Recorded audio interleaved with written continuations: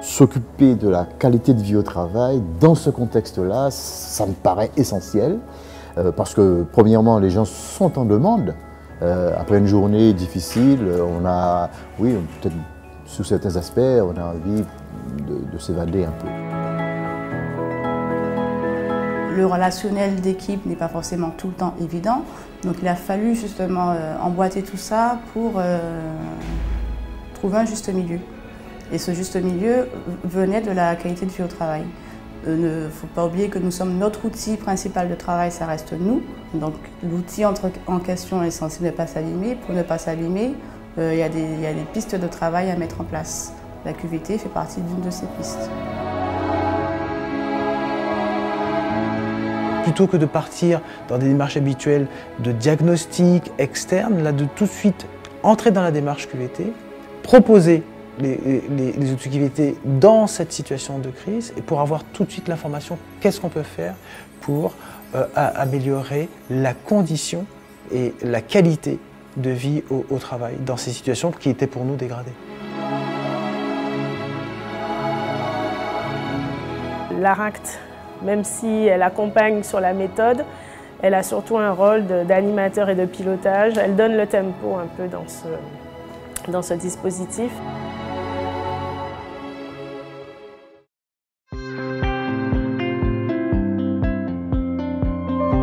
J'ai trouvé très bien l'implication du directeur qui donne du poids à la démarche. Et je pense que c'est une chose utile de remettre en débat le travail, de parler vraiment du travail, par ceux qui le font. J'ai rencontré les salariés en visite médicale et j'ai régulièrement des contacts avec le directeur. Et dans ce cadre, j'essaie de rester dans le rôle médical et de conseiller de l'entreprise et des salariés pour répondre aux questions qui ont trait plus à la santé au travail. C'est une instance qui se veut effectivement le plus dynamique possible et la plus ouverte. C'est-à-dire que là, on peut dire tout ce qu'on a envie de dire.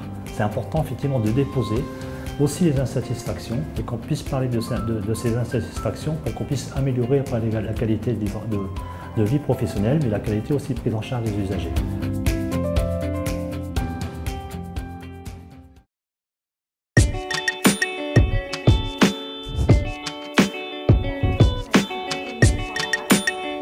Le COPIL a fait son diagnostic.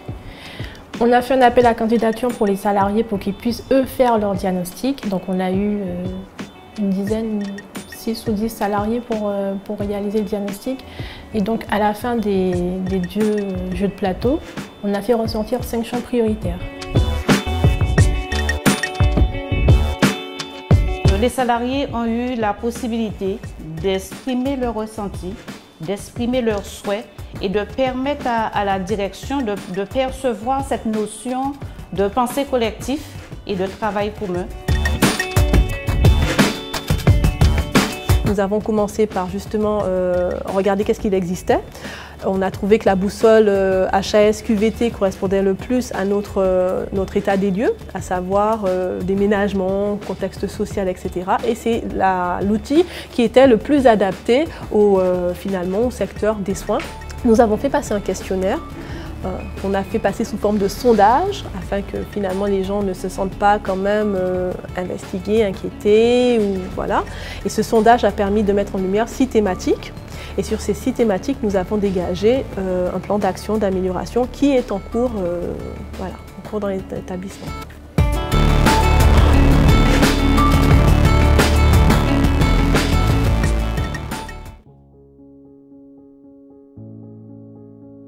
Le soignant, et ça a été déjà démontré, il y a quelque chose qu'on rencontre ailleurs, mais qu'on rencontre moins ou dans d'autres situations professionnelles, c'est l'empathie.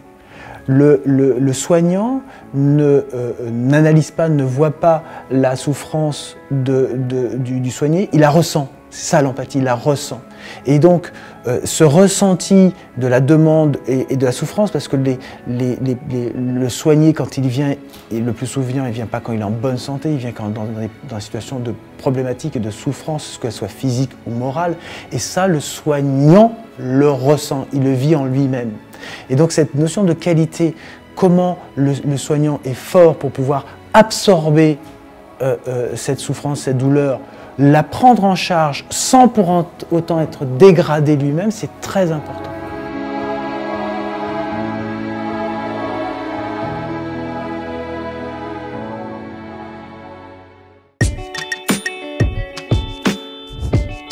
C'était très important d'avoir cette première réunion tous ensemble pour définir ce qui était le plus à améliorer dans la structure, que tout le monde soit d'accord avec ça en fait, et pour après avoir l'outil qui nous paraissait le plus pertinent pour améliorer les choses dans la structure. Donc en fait là-haut on met quel type de réunion c'est, est-ce que c'est une réunion en petit groupe, en grand groupe avec que des psychomotriciennes par exemple ou que des éduques. Il y a la date de la réunion, l'heure de début, l'heure de fin, les personnes présentes à la réunion, les personnes qui n'ont pas pu être présentes. Ça c'est clairement un outil qui change la donne aujourd'hui. Oui, c'est vraiment aussi que ça soit en fait une trace écrite, qu'on puisse y référer plus tard, oui, ça change vraiment les choses. On s'est rendu compte assez rapidement que cette méthodologie n'était pas la bonne puisque trop lourde, trop fastidieux. Donc là, nous avons plutôt fait le choix de prendre les ateliers sur lesquels il y avait plus de difficultés et pouvoir échanger, permettre aux salariés d'échanger entre eux sur qu'est-ce que moi, en tant que moniteur d'atelier, j'attends de ma collègue qui est secrétaire, qu'est-ce que moi, en tant qu'ouvrier de production, je suis en droit d'attendre du comptable, etc. De manière à ce que ce soit plus interactif. Ils se découvrent, ils discutent, même si des fois ça coince, hein, c'est normal, des fois ça coince. Bon, peut-être chacun a son degré de susceptibilité, mais en copile, on réussit quand même à rattraper les choses et à faire revenir la personne qui se trouvait froissée et qui réussit à dire ce qui ne va pas. Moi, mon espoir, hein, c'est que le travail que nous sommes en train de faire aujourd'hui au sein de l'atelier cuisine, que ce travail-là serve pour les autres ateliers.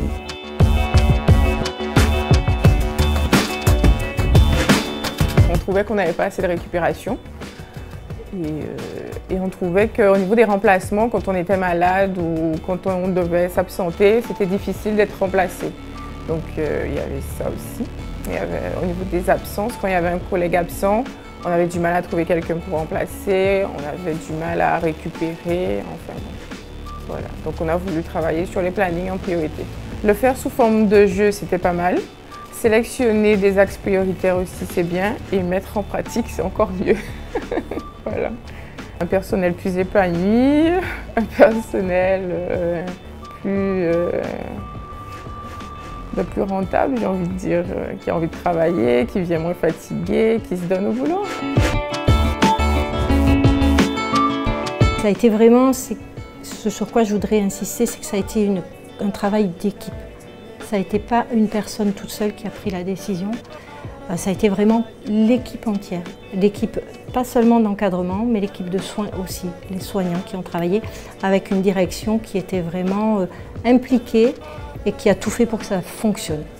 Et ça améliore, à mon sens, la qualité des soins et la sécurité des soins. Et c'est quand même très important puisqu'on soigne des patients. Je travaille justement en équipe parce qu'il y avait différents corps de métier qui étaient là. Ce travail en équipe a été très positif. Ça a amélioré beaucoup la relation entre eux aussi. Moi, je me rendais compte en tant que directrice qu'il y avait des demandes, mais je ne savais pas comment les mettre en pratique et comment faire. Donc la QVT m'a beaucoup aidée.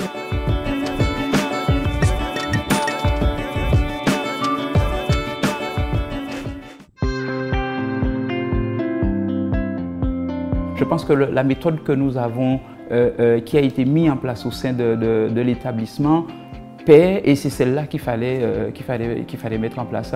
Donner la possibilité, montrer aux salariés en fait qu'ils ont des avis qui comptent et qu'ils peuvent être les acteurs de de la manière dont ils veulent travailler. Voilà. C'est pas toujours évident à expliquer, mais il vaut mieux être acteur de ce qu'on veut.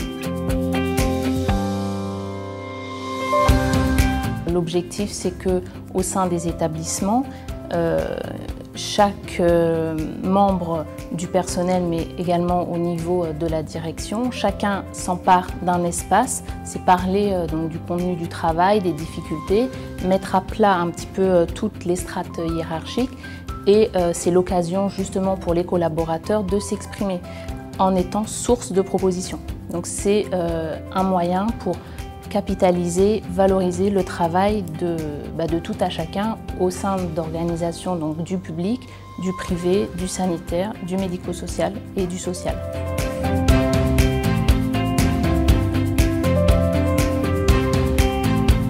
On sent qu'ils sont mieux. Ils sont mieux, il y a plus de convivialité. Bien qu'il y en avait déjà avant, parce que c'est une entreprise familiale, c'est une entreprise de petite dimension. Donc, c'est plus facile pour nous d'avoir des contacts. Mais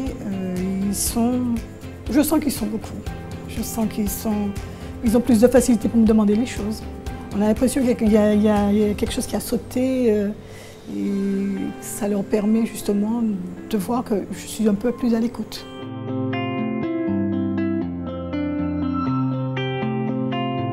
Cette notion d'écoute, de dialogue, de s'entendre soi-même, de nous entendre ensemble, qui à mon avis est très importante dans cette démarche QVT. Et surtout avec cette notion un peu de pas de côté. On n'est plus dans la gestion du quotidien, la gestion sur un projet, sur du fonctionnement, mais autre chose. C'est vraiment ce petit pas de côté, de ce point de vue différent qu'on ne nous avait jamais demandé de prendre. Je dirais ce pas de côté, sur nous-mêmes. On a mis en place des choses, on a testé, on y a diagnostiqué. Maintenant, comment on fait pour que cette qualité de vie au travail, elle perdure? Et j'ai envie de dire, c'est un peu la quatrième étape qui nous ramène à la première étape, c'est de dire, maintenant qu'on a entrepris ce chantier, on peut en entreprendre d'autres parce qu'on a la méthode.